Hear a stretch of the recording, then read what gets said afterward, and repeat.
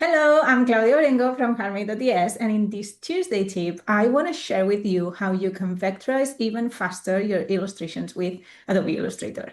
So let me share with you my screen and we can get started. Here we have one of my designs from Minted. I recently submitted it. We don't know if it's going to become a winner or not, but it's one of my favorites, so I wanted to use it as example.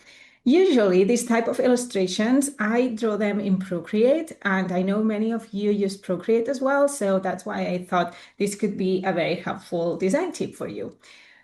What I do is I export it as a PNG and send it to my computer so I can then use it on an Illustrator file.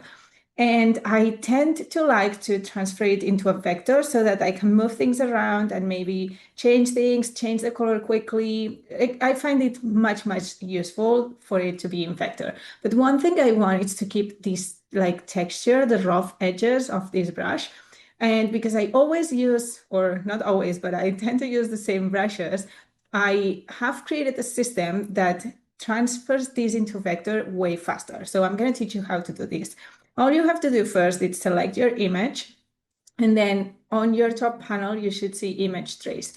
Click here, and by default, it will create what it thinks is the best transformation to a vector. And as you can see, we have lost many of the edges, like the rough edges like I wanted.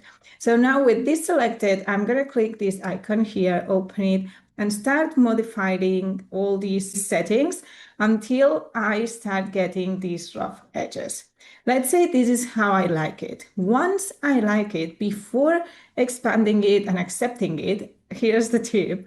You're going to save this as a preset, as a custom preset, so that next time you don't have to remember any of these settings. You simply click that custom preset and it applies for you.